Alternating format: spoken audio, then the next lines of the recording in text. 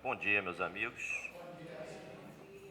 Estamos aqui para mais um seminário do CAV, Centro Espírita Amor à Verdade, e esperamos que esse seminário possa abrir a mente de cada um de nós, porque eu também estou aí envolvido no processo, no sentido de compreendermos melhor a metodologia espírita kardeciana, aplicada, evidentemente, às questões da mediunidade, envolvendo os médiuns e a mediunidade. E tenho certeza absoluta, que isso aí já é experiência de mais de 30 anos de palestras espíritas que eu tenho feito, e também de mais de 50, porque eu tenho 61 anos de idade, nasci dentro de um centro espírita praticamente. Eu não conheci outra doutrina que não fosse a espírita, e tive tempo suficiente para estudar e amadurecer o conhecimento espírita. E nós vamos tratar aqui de questões até de certa gravidade, porque nós não vamos fazer uma palestra comum, como vocês estão acostumados a ouvir, isso no início, e vamos trazer alguns ângulos da doutrina que muitos deixaram para trás há mais de 100 anos, diria uns 130 anos, por aí. E, logicamente, que algumas pessoas poderão sair satisfeitas e outras poderão sair com algumas dúvidas. O que interessa para mim não é que as pessoas saiam satisfeitas, mas é que saiam com dúvidas. Essa é a grande verdade, porque aquele que sai satisfeito, ele não vai buscar mais nada, ele vai se fiar na minha palavra, nos conhecimentos que eu vou passar, e não vai pesquisar mais nada. Agora, aquele que sai um pouco contrariado e sai em dúvida, sai em crise, esse sim vai buscar aprimorar seus conhecimentos, vai verificar se eu estou errado. Eu estando certo ou errado, isso não importa. O que importa é o companheiro buscar verificar se eu estou certo ou errado. Porque ao fazê-lo, ele estará estudando, estará examinando a doutrina espírita de uma maneira diferente da que tem feito ultimamente. Então o trabalho é um trabalho bastante sério, intenso, e eu tenho certeza que nós vamos usufruir desse momento um aprendizado maior em relação à questão da mediunidade e dos médiuns. O nosso trabalho foi todo desenvolvido em PowerPoint, porque eu estou ficando velho, já há 61 anos, e a mente vai ficando um pouco truncada, né? A gente vai esquecendo alguns detalhes. Então, para não esquecer nenhum detalhe, eu passei algumas horas ou dias, sei lá, preparando esse material para vocês. É o que nós vamos começar exibindo no seu primeiro slide. A primeira pergunta que a gente faz comumente é como estudar o livro dos médiuns. Mas eu acho que a pergunta certa deveria ser: o que significa estudar o livro dos médiuns? Grande parte das pessoas apenas leem, fazem uma leitura pensando que estão estudando. Isso mesmo nas reuniões de estudos acontece. Às vezes nós nos reunimos para estudar o livro dos médiuns ou outro livro espírita e nos detivemos a fazer apenas uma leitura que muitas vezes é superficial. Aliás, quase sempre é superficial. E dessa leitura nós saímos dali com um aprendizado mínimo, 3, 4, 5% na melhor das hipóteses. Nós não conseguimos aprender praticamente nada. Por quê? Porque quando a gente sai do centro, nós já estamos fazendo tudo errado novamente, quer dizer, não aprendemos nada. A lição, para ser verdadeiramente tida como apreendida, assimilada, ela precisa ser praticada. Se nós somos incapazes de colocar isso em prática, nós não aprendemos. Precisamos recomeçar todo o processo de aprendizado. Às vezes surgem perguntas que a gente não encontra resposta, mas já lemos essas respostas no livro dos médiuns, no livro dos espíritos, no Céu e Inferno, na Gênese, em todas as obras de Kardec que a gente tem por aí. E a gente simplesmente não consegue pôr em prática. Já lemos, já estudamos, entre aspas, né? Mas não conseguimos colocar em prática. Então, a intenção é exatamente provocar um debate, uma discussão sobre isso. Por esse motivo, esse seminário vai acolher as perguntas de vocês. As perguntas é bom que sejam feitas no momento que o assunto esteja apresentado, para não perder o foco da questão. E não se preocupem quanto ao tipo de pergunta a fazer. Desde que essa pergunta seja direcionada ao tema e tenha utilidade para o grupo, nós vamos levar em consideração, nós vamos respondê-las aqui na medida, evidentemente, do possível. Então, não fiquem acanhados e nem fiquem temerosos de me fazer perguntas assim mais incisivas, né? Até mesmo perguntas que possam colocar o meu trabalho em xeque. Não tenham nenhuma preocupação em relação a isso, porque eu tenho um único referencial, que é Kardec. E questionar o que eu vou dizer é questionar Kardec, porque não vou dizer nada, absolutamente nada, que não se apoie em Kardec. Vamos ver isso. Então, essa primeira questão, que significa estudar o Livro dos Médiuns, ela é preocupante. Primeiro, porque as pessoas não sabem o que é estudar. Essa é a grande questão. A escola que nós frequentamos não nos ensinou a estudar, não nos orientou no sentido de estudar, sequer de ler. Porque algumas pessoas pensam que leitura é apenas a identificação da palavra. Eu pego um livro, leio, eu aparentemente sei o que estou lendo, mas de fato eu não consigo realmente transformar o produto dessa leitura em conhecimento. Por quê? Na verdade eu não soube o que li.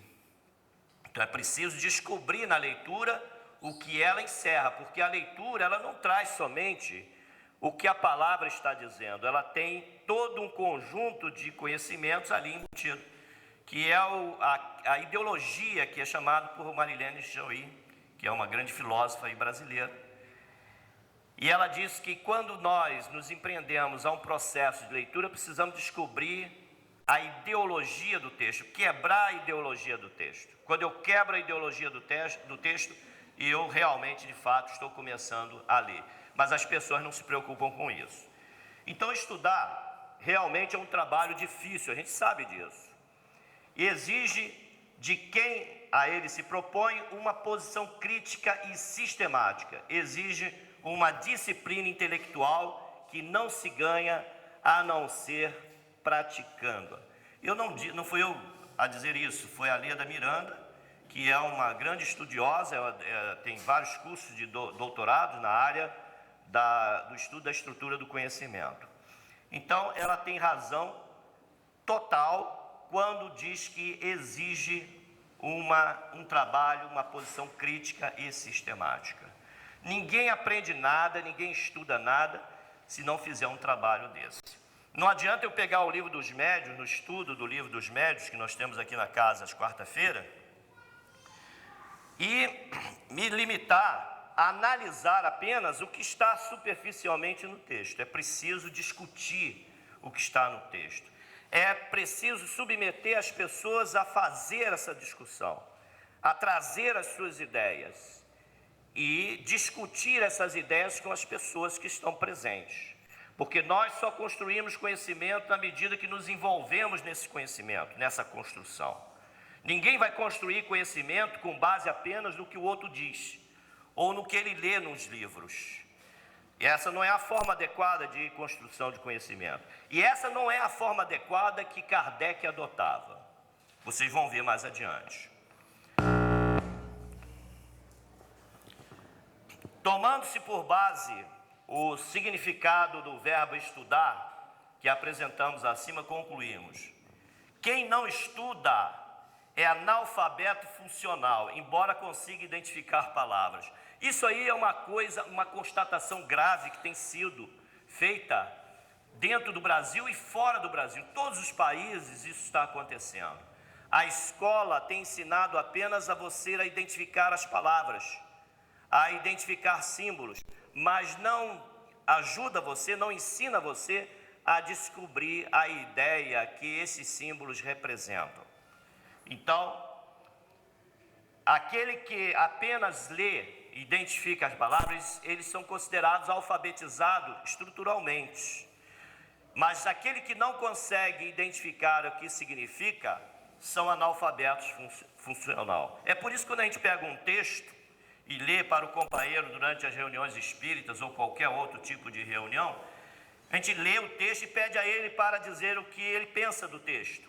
Ele fica mudo, não é? Ele não consegue se expressar em relação àquele texto que ele leu. Ele não consegue formar nenhuma ideia a respeito do que foi lido. Isso significa um sintoma de analfabetismo funcional. E eu fui analfabeto funcional até uns 15, 20 anos atrás, porque eu também li as coisas, eu tinha dificuldade de entender o processo. Depois eu resolvi fazer um curso de teoria da significação, onde eu aprendi a ler funcionalmente. E esse curso é simples demais, que poderia ter sido ensinado na escola, mas ninguém se preocupa, nem as professoras de português, nem ninguém se preocupa com isso. E é preciso uma preocupação real com o que significa o texto, não o que significa propriamente a palavra, que o vocabulário ele vai desenvolvendo à medida que ele vai praticando e usando. Precisamos deixar de sermos analfabetos funcionais, senão nós nunca vamos entender Kardec. Vamos estar sempre vagando por outros caminhos que não sejam da codificação. A codificação precisa ser conhecida primeiro, antes de ser conhecido qualquer outra coisa, porque ela é a base. E segundo o professor Herculano Pires, é a pedra de toque da doutrina espírita. Sem essa pedra de toque, sem esta comparação, não existe espiritismo. Sem Kardec não há espiritismo, porque Kardec, com seu trabalho, com seu esforço e com o auxílio, ajuda direta dos espíritos superiores, que nortearam a codificação, entre eles o espírito Erasto, teve o trabalho de sistematizar a doutrina de tal forma que ela contém elementos, não só elementos de conhecimento científico, religioso, moral ou filosófico, mas principalmente metodológico e o processo da sistematização. Quem não estuda não constrói conhecimento de nenhuma natureza, muito menos conhecimento espírita.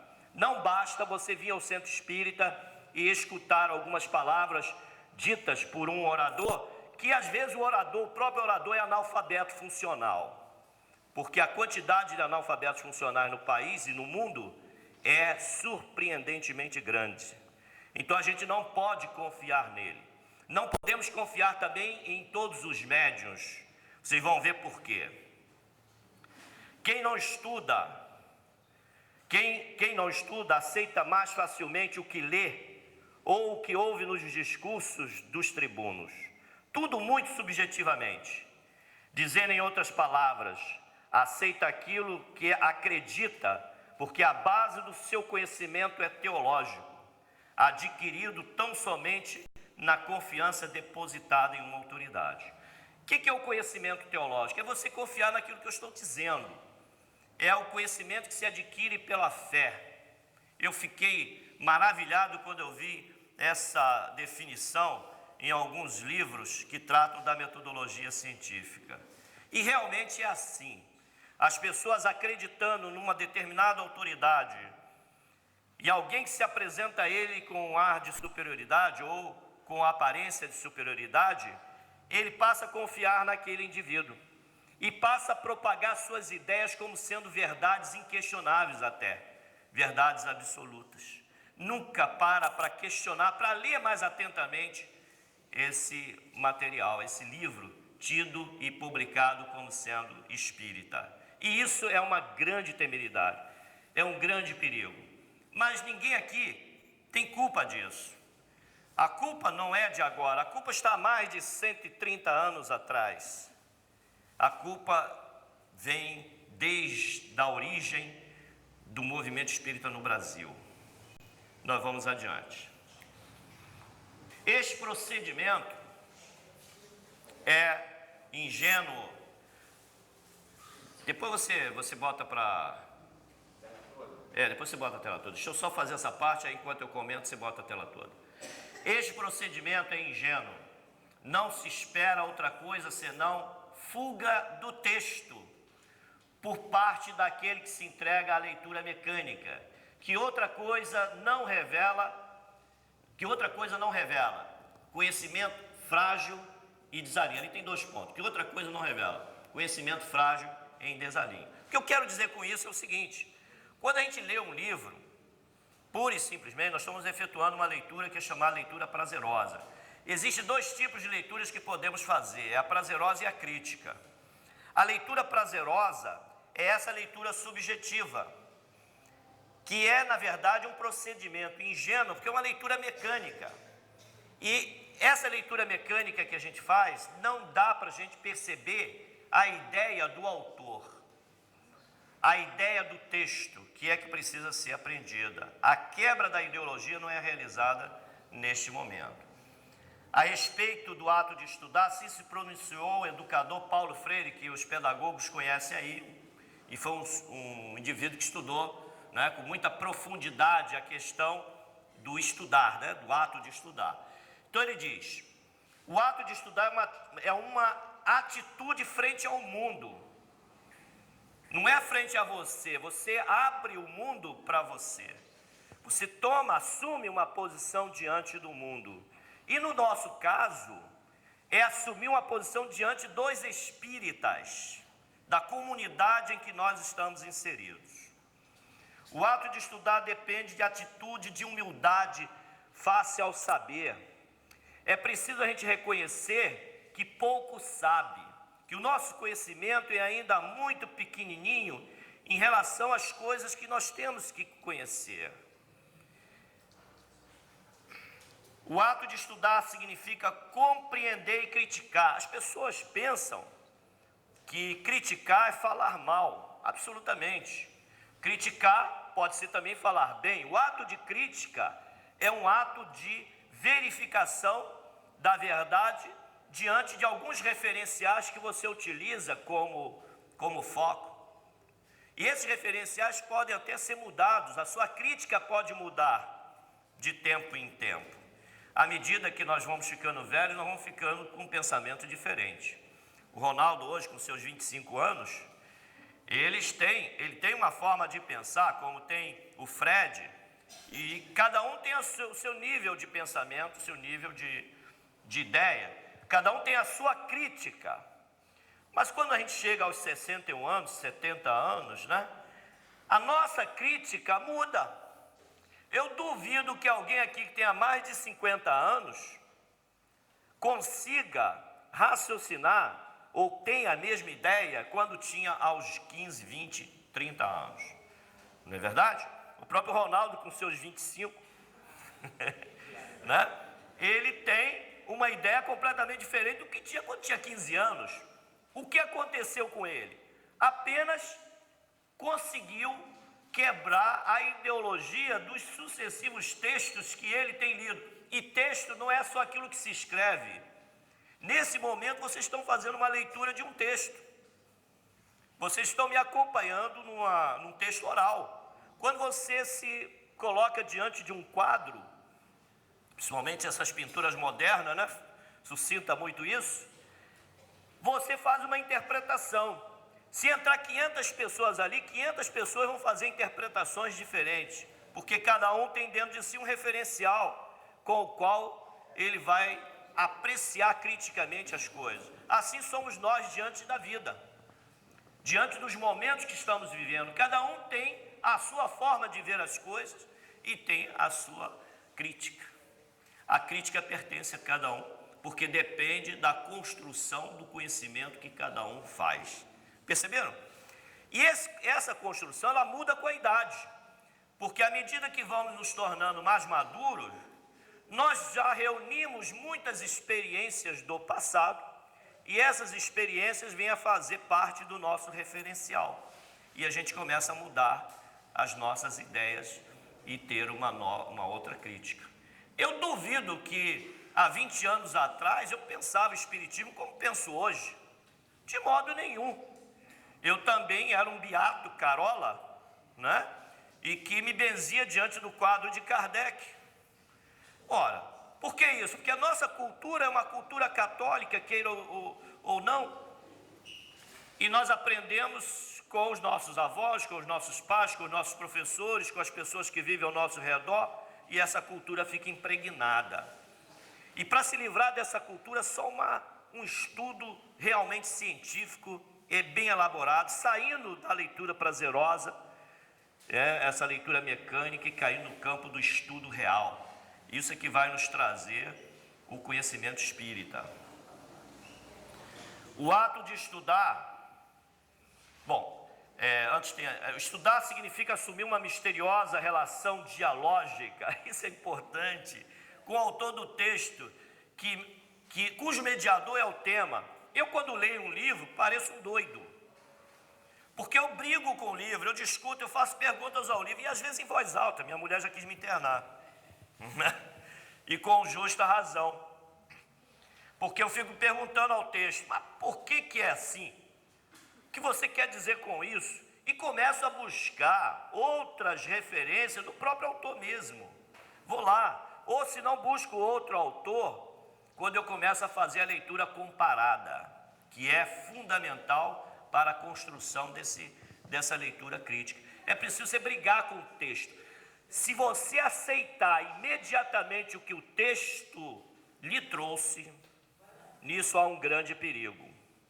Precisamos repensar aquilo que nós aceitamos. Não se aceita nada, absolutamente nada, sem um estudo aprofundado e sem ouvir dezenas, centenas de outras pessoas. Porque do contrário nós não vamos ter referenciais suficientes para compreender aquele autor. Quanto mais referenciais eu tiver, maior será a minha compreensão. Se esse referencial for único, eu não tenho compreensão nenhuma. Tenho crença subjetiva e fanática. É a fé irracional. Quando Kardec falou em fé raciocinada, não era para você aceitar a coisa e pronto. Não, porque você tem que pensar. Você tem que construir aquilo que você vai aceitar. Só vai aceitar depois de construído e bem construído.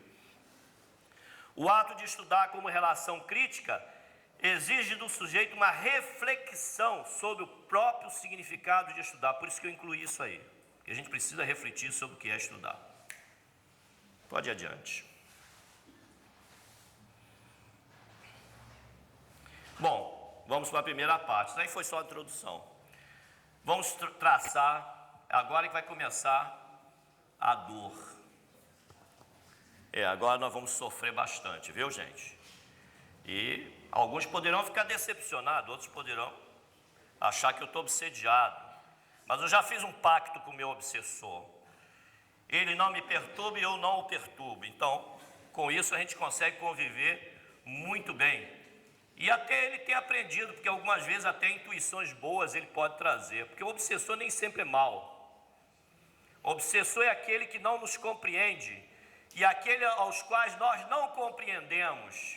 Tem gente que quer expulsar o obsessor. Não, tem que expulsar o obsessor. Às vezes o obsessor é um grande cara, é um grande espírito, nos seus conhecimentos, nas suas experiências. Só ficou com raiva de mim porque da outra encarnação eu fiz alguma bobagem, né? Isso acontece. Nós temos que trazer o obsessor para junto da gente e apertar a mão dele e se tornar amigo dele e ter uma convivência pacífica, né? Não tem que expulsar o obsessor. Por isso que eu não tenho nenhum receio em relação a isso. Mas se vocês acharem que eu estou obsediado, pode falar, pode escrever. Você está obsediado, cara, né? Vamos seguir.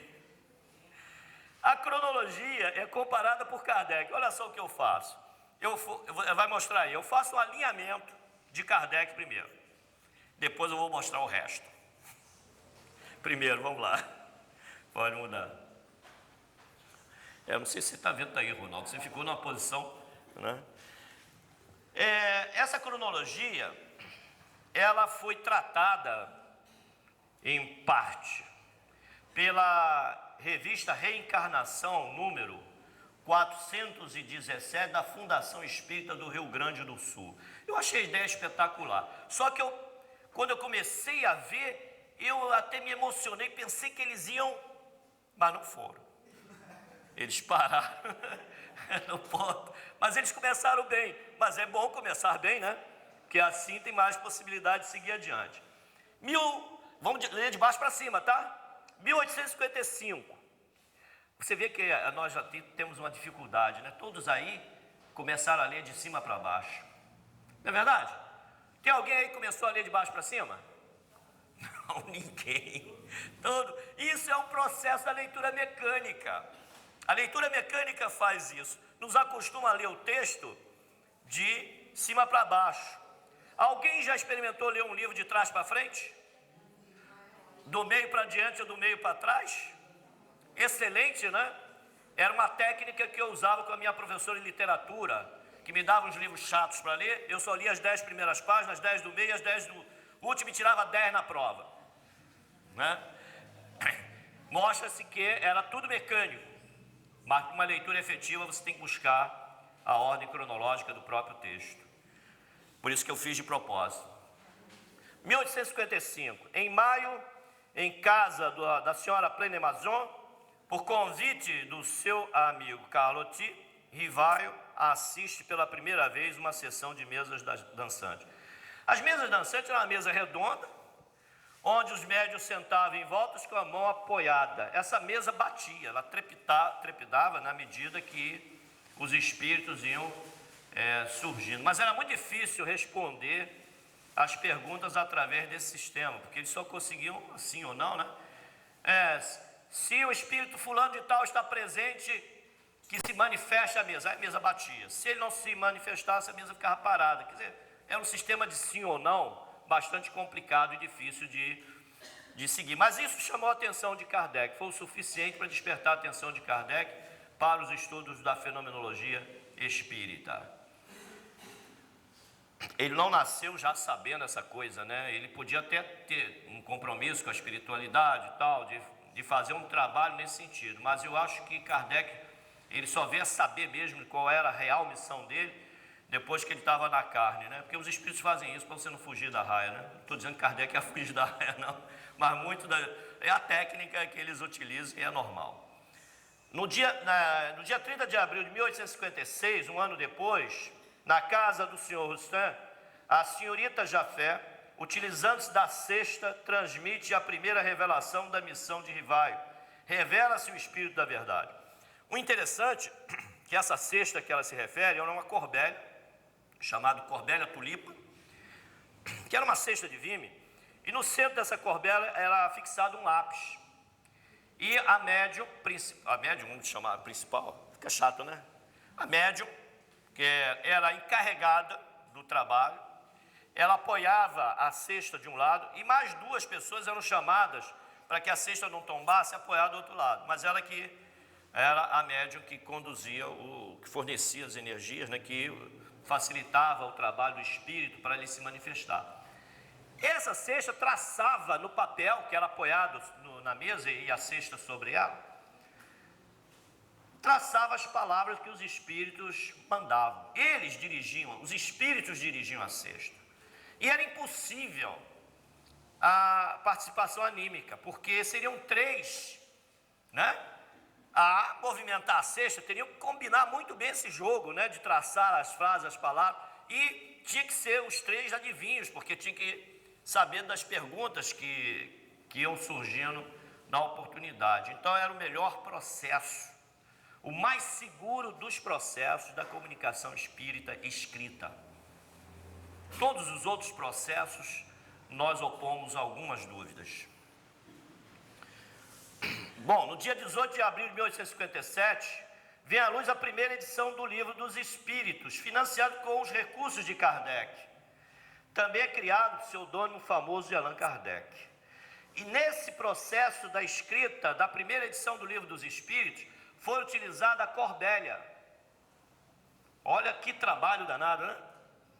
E além disso, o material que era recolhido desse trabalho, as folhas que eram obtidas através da escrita por esse processo, elas não serviam imediatamente à publicação.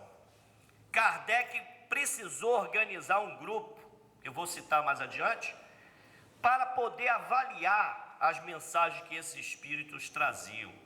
Essas mensagens eram discutidas exaustivamente pela equipe, que era uma equipe escolhida por não só por questões, condições intelectuais, mas também pelo conhecimento dos fenômenos que ocorriam, que estavam ocorrendo naquela oportunidade. E Kardec, evidentemente, ele coordenava esse trabalho de verificação. Hoje um espírito qualquer dá uma mensagem, é bonitinha, publica. Pronto, vai embora. E ninguém examina coisa nenhuma e a mensagem é publicada como sendo espírita.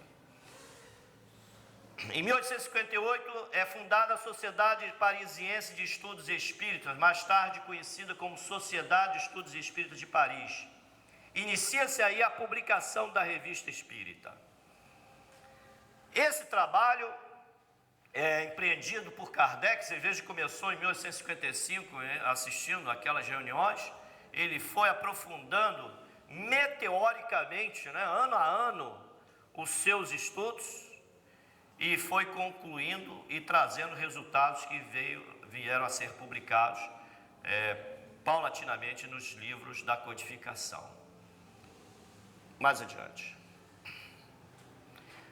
Vocês vejam o alinhamento Kardec, essa linha reta aí é Kardec.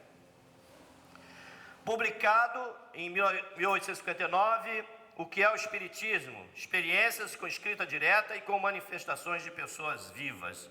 É um livro que pouco é estudado também dentro do movimento espírita, que deveria ser aprofundado. Não lido, igual papagaio numa rodinha de amigos, mas estudado de uma forma conscienciosa, debatida, discutida, e para que as questões possam ser aprofundadas, porque senão a gente não consegue entender a ideia de Kardec com esse livro. Em 1860, nova edição, revista e consideravelmente ampliada de O Livro dos Espíritos.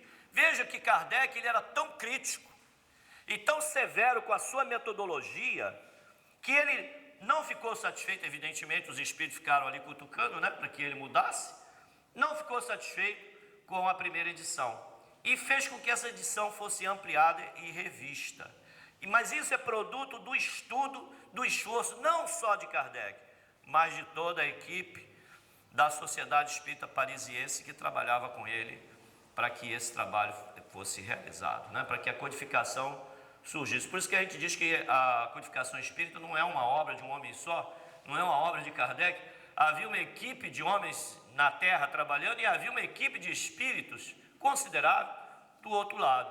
E preste atenção no seguinte, não eram somente espíritos superiores e de grande luz que trabalharam na codificação, não. Muitos espíritos medianos e até mais inferiores, eles foram convocados, foram permitidos que eles participassem desse trabalho de construção da codificação espírita, porque senão ela seria incompleta, porque ela precisaria abranger todos os níveis do conhecimento espírita.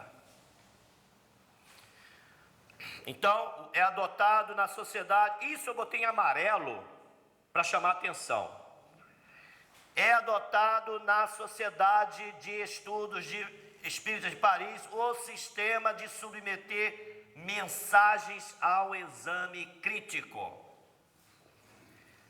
A Sociedade Espírita de Paris tinha esta preocupação, porque muitas mensagens já haviam sido publicadas na Revista Espírita e que eram duvidosas, e que levantavam, inclusive, grandes críticas das pessoas que estavam ligadas a Kardec, entre elas o senhor Richer, o Camille Flammarion e outras grandes personalidades que a gente vê na história do Espiritismo ligadas a Kardec. Eles criticavam, eles apreciavam, eles não concordavam com aquele teor da mensagem, e era psicografia,